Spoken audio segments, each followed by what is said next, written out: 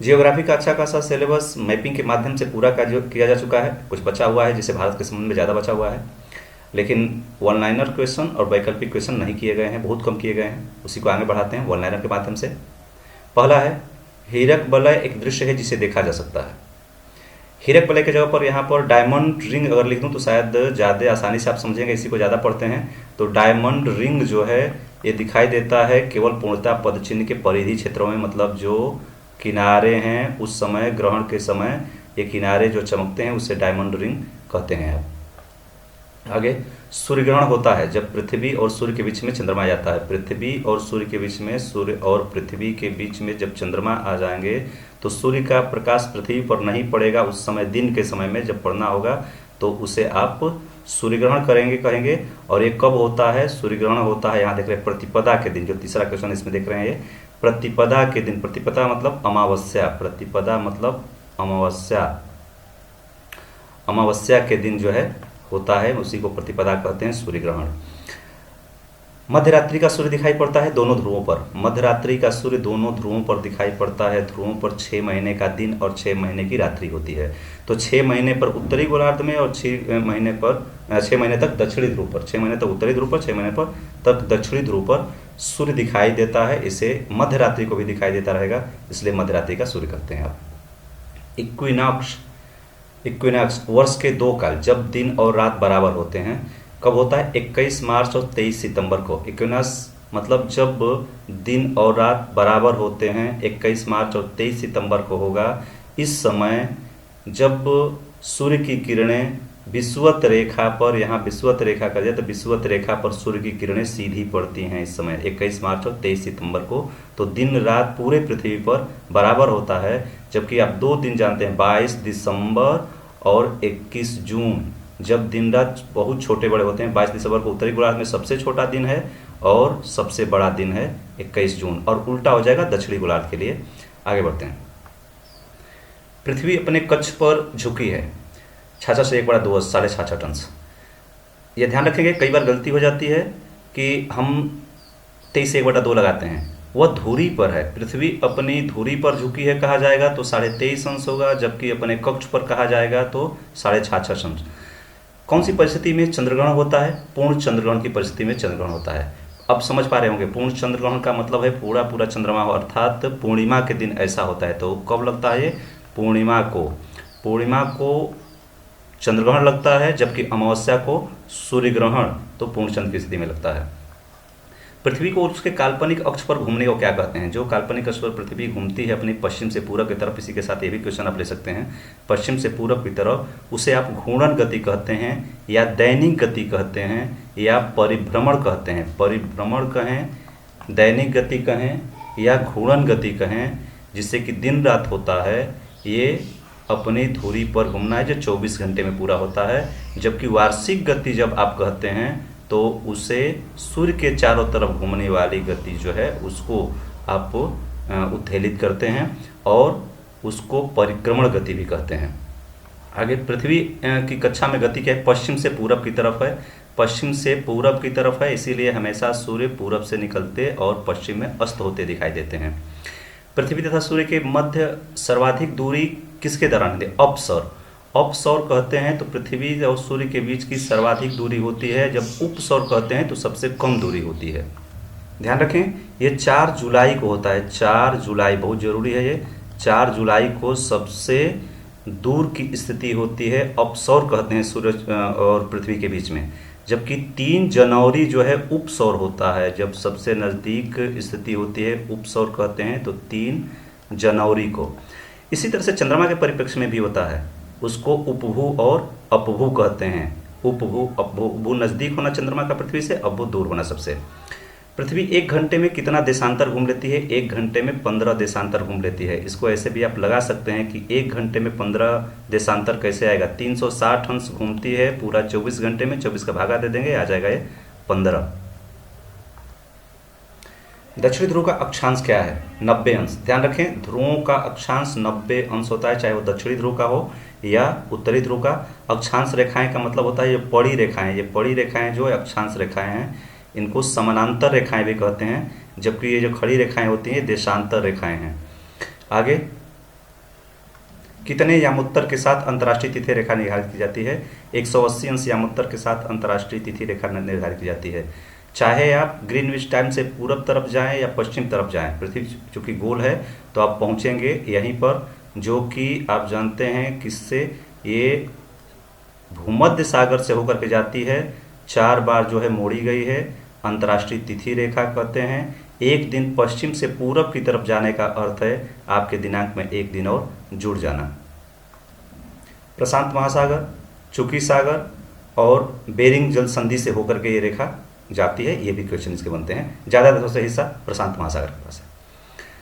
कुंटूर रेखाओं का वैकल्पिक नाम है। कुंटूर रेखाएं समुच्च रेखाओं को चलते हैं, मतलब कुंटूर रेखाएं ऊंचाई को दिखाती है, समुच्च रेखाओं को कहते हैं। कर्क रेखा, मकर रेखा, विषुवत रेखा, यहाँ पर देख रहे हैं आप, कर्क रेखा, मकर रेखा, विषुवत रेखा, जिसको कि भूमध्य रेखा भी कहते हैं, और उत्तरी ध्रुवी वृत्त में से कौन सा सबसे बड़ा वृत्त है? विषुवत रेखा सबसे बड़ा वृत्त है। ऐसे पृथ्वी पर आप जब बना रहे हैं तो ये विषुवत रेखा होता है, देख रहे हैं सबसे बड़ा वृत्त है, मतलब व्यास हो रहा है उसका, तो विषुवत रेखा या भूमध्य रेखा सबसे बड़ा वृत्त है।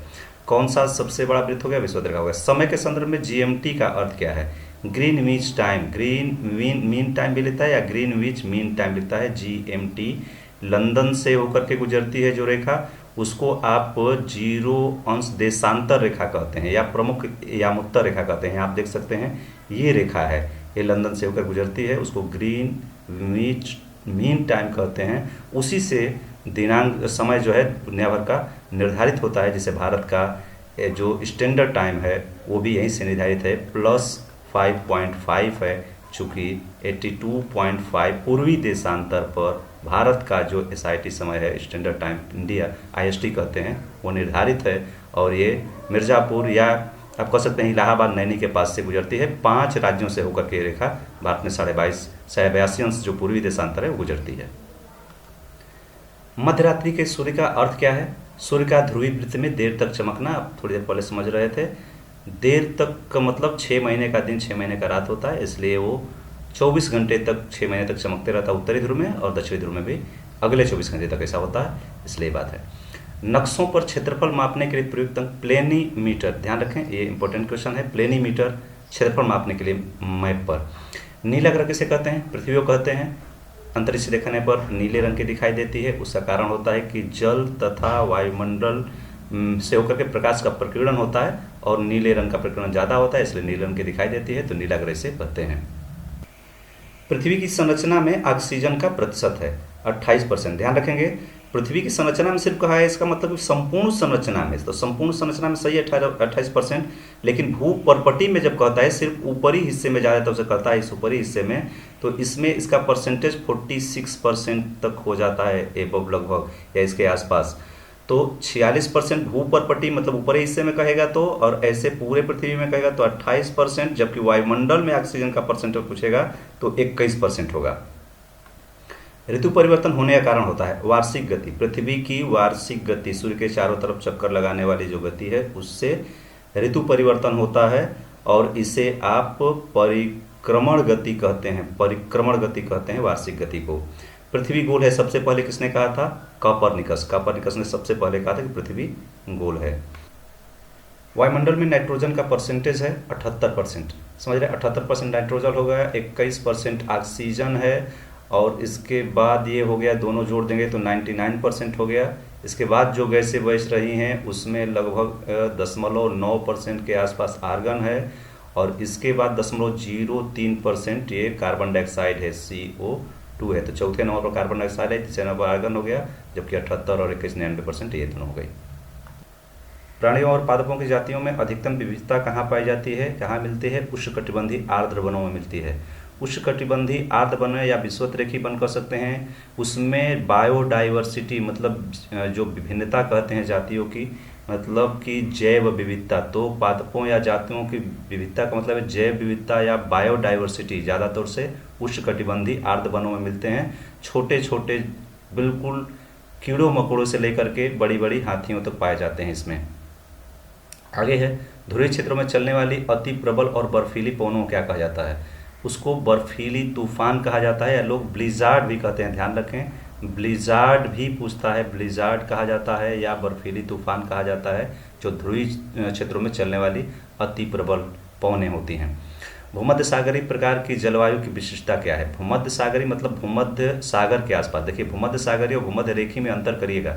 भूमध्य रेखी दूसरी बात है, अभी भूमध्य रेखी उष्णकटिबंधीय से संबंधित होती है और उसमें जो है घने जंगल पाए जाते हैं, ज़्यादा उष्णता रहता है, ज़्यादा लंबे वृक्ष होते हैं, कठोर वृक्ष होते हैं। जबकि भूमध्य सागरीय जलवायु वाले जो हैं ये खट्टे फलों के लिए जाने जाते हैं। भूमध्य सागर के आसपास की जलवायु है, ज़्यादातर से यूरोपीय देश हैं, जैसे इटली है, स्पेन है, फ्रांस है, इस तरह से हैं, या यूनान आदि। उसमें कुछ जो हमारा एशिया है उसका भी, पश्चिम एशिया का जैसे तुर्की आदि के कुछ जगह पड़ते हैं। तो ये शुष्क ग्रीष्मकाल और आर्द्र शीतकाल से संबंधित होते हैं। भूमध्य सागरीय जो जलवायु है शुष्क ग्रीष्मकाल और आर्द्र होता है उसका शीतकाल। और ये किस तरह से जाने जाते हैं? खट्टे फलों के लिए। किसके आसपास ये सागरीय जलवायु है ये आप समझ गए हैं। इसमें और भूमध्य रेखी में फर्क हमेशा करते रहना है। उत्तरी गोलार्ध की अपेक्षा दक्षिणी गोलार्ध में शीतकाल अधिक सख्त क्यों होता है? उत्तरी गोलार्ध को सूर्य का प्रकाश अधिक मिलता है। गलत बात है, उत्तरी गोलार्ध दक्षिणी गोलार्ध को सूर्य का प्रकाश एक ही समान मिलते हैं। बल्कि ये होता है कि उत्तरी गोलार्ध में स्थल ज़्यादा है, जो ज़्यादा गर्म होता है, जबकि दक्षिणी गोलार्ध में स्थल की कमी है। क्षेत्रफल जो है सागर महासागर का ज़्यादा है, इसलिए उत्तरी गोलार्ध की अपेक्षा दक्षिणी गोलार्ध में शीतकाल अधिक सख्त होता है। आगे है, शीतकाल के दौरान उत्तर अमेरिका की जलवायु प्रभावित होती है। शीतकाल के दौरान उत्तरी अमेरिका की जलवायु जो प्रभावित होती है वो जो उष्णकटिबंधीय वायु संगति है, उष्णकटिबंध से चलने वाली जो वायु है उसके द्वारा निर्धारित होती है उत्तरी अमेरिका की जलवायु, खासतौर से अमेरिका, कनाडा आदि की। समुद्री समीर कब बनता है? समुद्री समीर दिन के वक्त बनता है। देखिए, समुद्री समीर का मतलब है जब समीर या हवा जब समुद्र से पृथ्वी की तरफ चले। समुद्र से पृथ्वी का मतलब समुद्र से स्थल की तरफ चले तो उसे समुद्री समीर कहेंगे। और जब स्थल से समुद्र की तरफ चले तो उसको स्थलीय समुद्र कहेंगे। तो समुद्री समीर दिन के समय और स्थलीय समीर रात के समय होता है।